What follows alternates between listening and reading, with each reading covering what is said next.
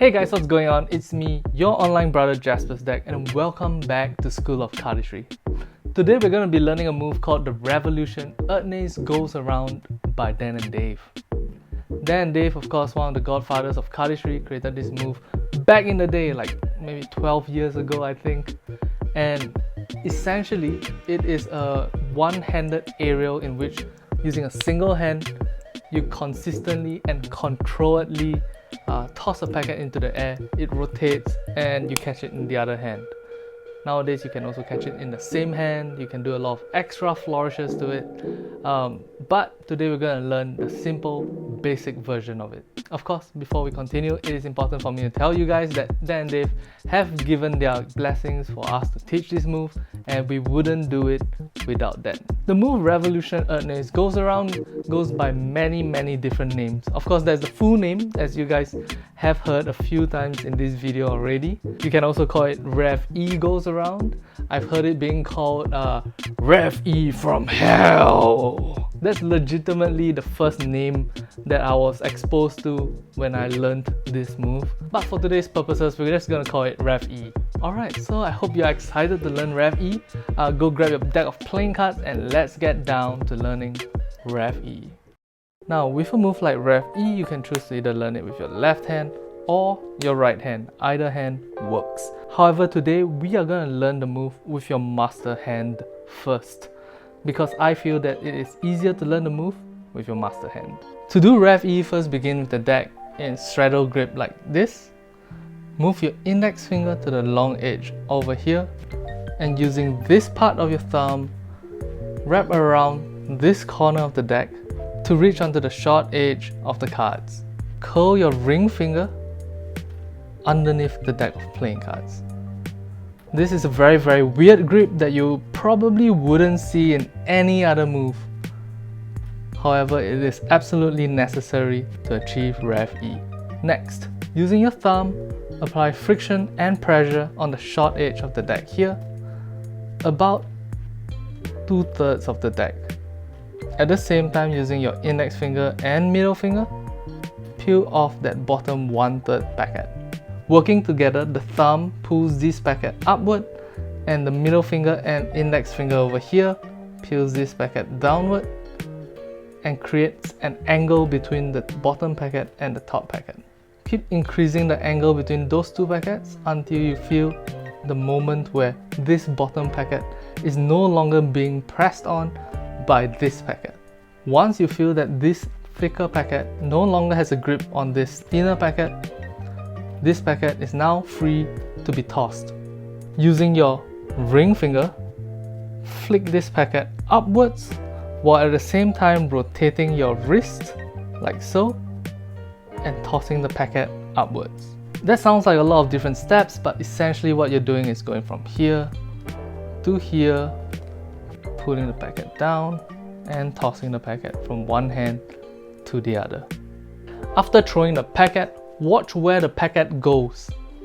If the packet goes straight up, that's absolutely awesome, absolutely perfect. It makes it very easy to catch as you move your left hand to where the packet will land. However, if your toss isn't straight, it might go somewhere else. Watch the peak of the toss, the highest point that it goes to, and using that, you should be able to guess where the packet will land. If it goes too far this way, obviously move your catching hand in that direction to catch the packet. You can also catch the tossed packet in the same hand if you want to. To do this, it's pretty simple. Simply make sure the packet goes straight up and it'll come back down directly to the hands. Let's talk about how to catch the Rev E packet. If you're very used to catching packets after you toss them, this won't be a problem for you. You may even be able to catch the packet without moving your hands much. However, for most people, if you are just beginning to learn this move and moves of this kind, what you want to do is lower your catching hand as you are catching the packet being tossed. Let me show what I mean. There. You sort of move your hand down to catch the packet while it is coming down towards your hand. This gives you more time to sort of decide when to close your hands, and it also prevents the packet from just hitting your hands and bouncing out of your hands. Think of it as bending your knees after you jump. Make a jump, you land, you definitely have to bend your knees because it sort of absorbs some of the impact of the initial landing in your hand. Alright, so there you have it. Pretty easy, isn't it? Just go here, thumb lifts this up, this 2 finger lifts it down, ring finger props it up a little bit, and then you sort of give a twist with your wrist while using your ring finger to kick it off. Let it land in your hand, absorb it a little bit if you need to, and then close the cut. Pretty easy, isn't it? Now, most of you guys would have no problem with the beginning of the move. It's simply a matter of just following the steps, getting used to this very uncomfortable position, and then tossing the packet. However, many of you guys may have the problem in which the packet sort of splits in mid-air. The packet goes choo choo choo choo, and right before your eyes, your life crumbles into a few different packets splitting in mid-air and then landing in different places. And you then realize you're on live TV, and then a single tear goes down your cheek as you realize your life as a cardist is over. So how do you avoid this existential crisis? Let's get into the tips and tricks part of this. Tip number 1, make sure there are no obvious crimps in your cards. You don't want to be able to see like a crimp like this in your cards when you're doing packet tosses. This allows air to go between the cards, and because of that, the cards will scatter in mid-air, causing your packet toss to fall apart. Tip number 2, if you are in a situation like this, in which the camera is at about eye level, and you know that throwing a packet up like this is just going to look like a white line in mid-air, what you can do is tilt your hand a little bit inwards like this, and then toss the packet so that your audience can see the backs of the cards as it flies up and down. You just need to tilt the packet a little bit like this to allow the packet to appear a little bit more on the camera. But this is what an exaggerated version of it would look like. Tip number 3. When practicing the move, it can get really uncomfortable to be using the full deck of playing cards in your hands the entire time like this. So instead of that, what you can do is you can split the deck in half and practice with half a deck first. This makes the practicing section much easier and much kinder on parts of your hands like the pinky right here and this knuckle of your ring finger. Tip number 4.